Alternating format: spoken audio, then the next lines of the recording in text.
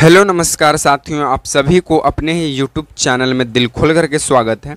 जैसे में लगातार आपको पता चल रहा है कि इस चैनल से जीके जीएस के सवाल कराए जाते हैं जो भारत के सभी परीक्षाओं के लिए उपयोगी है। बीपीएससी शिक्षक भर्ती, बिहार पुलिस, बिहार दरोगा, बिहार एसएससी, रेलवे, बैंकिंग या फिर डिफेंस एग्जाम, आप किसी भी प्रतियोगी परीक्षाएं की तैयारी कर रहे हैं, आपके लिए जीके जीएस का ये जो चैनल है रामबाण साबित होगा। और आप लोग ये कमेंट बॉक्स में कमेंट करेंगे कि 10 सवाल में से आप कितने सवाल का सही जवाब देते हैं। तो चलिए बिना समय को गवाए हुए हम सीधे सवालों से शुरुआत करते हैं। और ये आपको बता दें कि ये बिहार पुलिस कांस्टेबल परीक्षा में चुने गए 10 महत्वपूर्ण जीके जीएस के प्रश्न हैं जो कि एमसीक्यू फॉर्मेट में है और प्रत्येक का शॉर्ट डिस्कशन आपको हिंदी में देखने को मिलेगा। जिसमें सबसे पहला सवाल आपके समक्ष जो रखा गया वो ये बोलता है कि भारत के पहले राष्ट्रपति कौन थे? महात्मा गांधी, जवाहरलाल नेहरू, डॉक्टर राजेंद्र प्रसाद या सरदार पटेल। तो भारत के पहले राष्ट्रपति थे डॉक्टर राजेंद्र प्रसाद। तो इस प्रश्न का right answer option number C होगा। डॉक्टर राजेंद्र प्रसाद का पुस्तक का क्या नाम है? तो इंडिया डिवाइडेड नाम है। क्या नाम है? इंडिया डिवाइडेड, अखंड भारत नाम है। और डॉक्टर राजेंद्र प्रसाद का जन्म बिहार के सीवान जिला के जीरादेई नामक जगह पर होता है।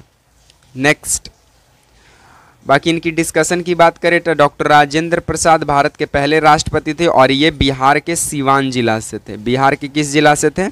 सीवान जिला से थे। चलिए नेक्स्ट बोलता है कि चंपारण सत्याग्रह किससे जुड़ा हुआ है? चंपारण सत्याग्रह किससे जुड़ा हुआ है? मजदूर आंदोलन से, किसानों की नील की खेती से, स्वतंत्रता संग्राम से या शिक्षा सुधार से? तो चंपारण सत्याग्रह साथियों किसानों के नील की खेती से संबंधित है। तो इस प्रश्न का right answer option number B होगा। और चंपारण सत्याग्रह जो है ये 1917 में हुआ था। कब हुआ था? 1917 में हुआ था। चलिए नेक्स्ट, उससे पहले आपको बता दें कि गांधी जी ने 1917 में बिहार के चंपारण में नील की खेती से पीड़ित किसानों के लिए आंदोलन शुरू किया था जिसको चंपारण सत्याग्रह का नाम दिया गया। चंपारण सत्याग्रह का क्या किया गया? नाम दिया गया। ठीक है, चलिए नेक्स्ट बोलता है कि संविधान सभा के अध्यक्ष कौन थे? बी.आर. अम्बेडकर, जवाहरलाल नेहरू, सच्चिदानंद सिन्हा, डॉक्टर राजेंद्र प्रसाद।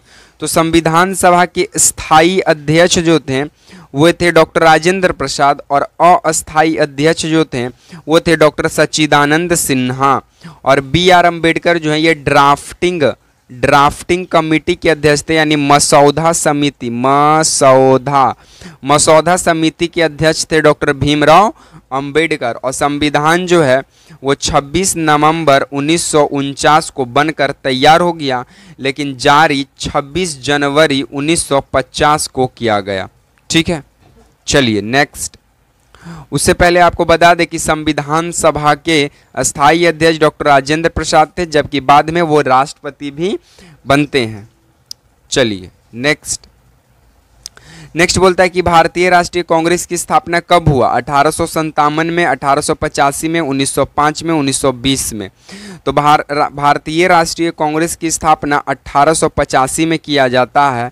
28 दिसंबर 1885 को कांग्रेस की स्थापना मुंबई के अंतर्गत किया जाता है। WC बनर्जी जो है इसके पहले अध्यक्ष बनते हैं और A.O. ह्यूम के द्वारा इसकी स्थापना किया जाता है।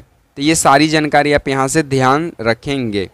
नेक्स्ट, अगर इसकी हम शॉर्ट डिस्कशन की बात करें तो कांग्रेस की पार्टी की स्थापना ब्रिटिश राज में भारतीयों की आवाज़ बनने के लिए किया गया था। चलिए नेक्स्ट बोलता है कि मानव शरीर की सबसे बड़ी ग्रंथि कौन सी है? पीयूष ग्रंथि, थायराइड ग्रंथि, यकृत ग्रंथि, अग्नाशय ग्रंथि। तो मानव शरीर की सबसे बड़ी ग्रंथि यकृत ग्रंथि, जिसको लीवर ग्रंथि भी कहते हैं। और यहाँ पर कोशिका विभाजन जो है वो सबसे अधिक मात्रा में होता है। पीयूष ग्रंथि जो है इसे मास्टर ग्लैंड कहते हैं। पीयूष ग्रंथि को क्या कहा जाता है? मास्टर ग्लैंड कहते हैं। थायराइड ग्रंथि से थायरॉक्सिन हार्मोन रिलीज होता है जो आयोडीन की मात्रा को क्या करके रखता है, कंट्रोल करके रखता है। अग्नाशय से इंसुलिन हार्मोन निकलता है जो कि अग्नाशय ग्रंथि से इंसुलिन हार्मोन रिलीज होता है, और ट्रिप्सिन और पेप्सिन जैसे एंजाइम भी रिलीज होते हैं। तो ये दोनों का काम करता है, इसलिए ये मिश्रित ग्रंथि का एग्जाम्पल आता है, मिश्रित ग्रंथि में एग्जाम्पल आता है। तो इस बात को भी आप ध्यान देंगे साथियों। अगर आपको वीडियो पसंद आ रहा है तो वीडियो को लाइक करेंगे एंड शेयर करेंगे। चलिए नेक्स्ट, इसकी डिस्कशन की बात करें तो यही है कि यकृत शरीर की सबसे बड़ी ग्रंथि है जो विषैले तत्वों की हटाने में मदद करता है। चलिए नेक्स्ट बोलता है कि संविधान का अनुच्छेद 356 जो है वो किससे संबंधित है, आपातकाल से, राज्यपाल से, राष्ट्रपति शासन से या संसद से। तो संविधान का अनुच्छेद 356 जो है साथियों वो आपातकाल से संबंधित है। तो इस प्रश्न का right answer option number A होने वाला है। और आपातकाल जो है वो राष्ट्रपति ही लगा सकते हैं। कौन लगा सकते हैं, राष्ट्रपति ही लगा सकते हैं।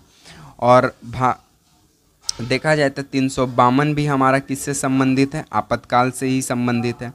361 जो है वो भी हमारा आपातकाल से ही संबंधित है।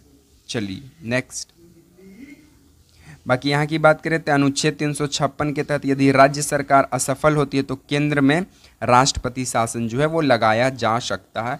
भारत में एक भी बार वित्तीय आपातकाल नहीं लगाया गया है। ठीक है, चलिए नेक्स्ट बोलता है कि हरित क्रांति किससे संबंधित है, दुग्ध उत्पादन से, अनाज उत्पादन से, उद्योग के विकास से या पर्यावरण से। तो आपको बता दें कि हरित क्रांति की शुरुआत जो है वो 1960 से 1970 के बीच में हुआ था। ठीक है, और हरित क्रांति का उद्देश्य था अनाज के उत्पादन में क्या करना, बढ़ोतरी करना। तो इस प्रश्न का right answer option number B होगा। और इसके लिए जो है सबसे पहले राजस्थान, पंजाब और पश्चिमी उत्तर प्रदेश राज्य को चुना गया। ठीक है, और हरित क्रांति के जो जनक हैं भारत के अंदर वो हैं एमएस स्वामीनाथन है। ठीक है, चलिए बाकी हरित क्रांति जो है भारत में गेहूं और चावल की खेती से बढ़ोतरी में शामिल है। नेक्स्ट, भारत में कितने उच्च न्यायालय हैं, हाई कोर्ट हैं, 24, 25, 21, 28। तो भारत में उच्च न्यायालयों की संख्या कुल जो है वो है 25। तो इस प्रश्न का right answer option number B है। चलिए नेक्स्ट, आपको बता दें कि देश में 25 उच्च न्यायालय हैं, कुछ एक से अधिक राज्यों के लिए भी हैं। ठीक है, चलिए नेक्स्ट बोलता है कि ओजोन परत किस गैस से क्षतिग्रस्त होती है, नाइट्रोजन, CFC, ऑक्सीजन, हीलियम। तो ओजोन परत जो है वो CFC यानी क्लोरोफ्लोरोकार्बन गैस से जो है वो क्षतिग्रस्त होती है। और इसकी मोटाई मापने के लिए डॉप्सन यूनिट का प्रयोग करते हैं, डॉप्सन नामक यंत्र का।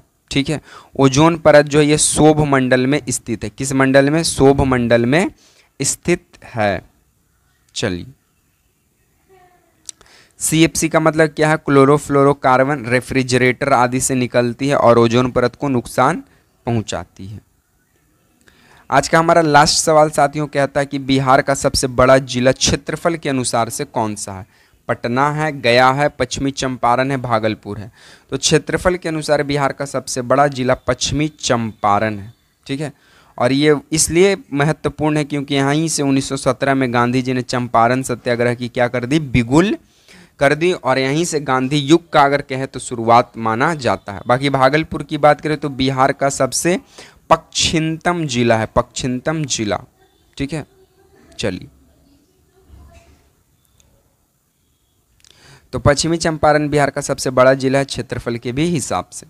तो साथियों आज को हम वीडियो को यहीं पे समाप्त करेंगे। बाकी वीडियो आप लोग को कैसा लगा कमेंट में ज़रूर बताएंगे। वीडियो पसंद आए तो वीडियो को लाइक करें, वीडियो को शेयर करें एंड चैनल को सब्सक्राइब करना मत भूलिएगा। तब तक के लिए वीडियो देखते रहिए, मस्त रहिए, स्वस्थ रहिए।